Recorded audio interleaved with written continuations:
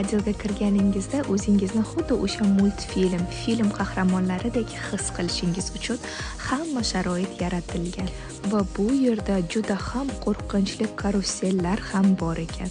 Nima deb o'ylaysiz, biz bunga uchdikmi? Izohlarda o'z fikringizni yozib qoldiring va storieslarimni ko'rishni davom ettirsangiz, uchdikmi yo'qmi savolingizga ham javob olib olasiz. Endi esa men yoshligimdan eng yoqtirgan filmlarimdan biri Harry Potter filmiga atalgan bo'limga yetib keldik. Kichkina detallarigacha alohida e'tibor qaratilgan va o'zingizni haqiqatdan ham Harry Potter filmida tushib qolganday his qilishingiz uchun hamma narsa o'ylangan.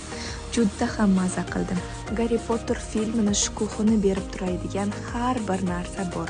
Har bir detalga o'zgacha yondoshilgan va biz bu narsadan unumli foydalanishga harakat qildik. Va sizga ham kamera orqali bo'lsa ham shu shukuhni, shu atmosferani his qildirishni xohladim.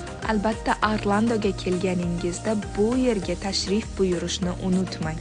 Shunda siz ham bizga o'xshab miriqib, maza qilib, g'uborlaringizni chiqarib dam olasizlar. Kunimiz priklecheniyalarga boy bo'lgani uchun qanday qilib oqshom tushganini ham sezmay qoldik. Ob-havo ham maza qilib aylanadigan, yoqimli shabada esib turdi.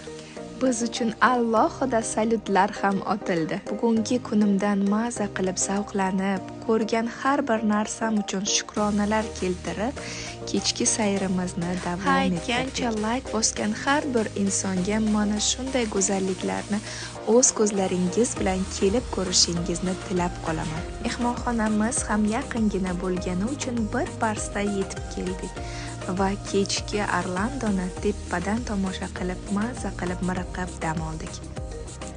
Hammasi uchun rahmat senga hayot.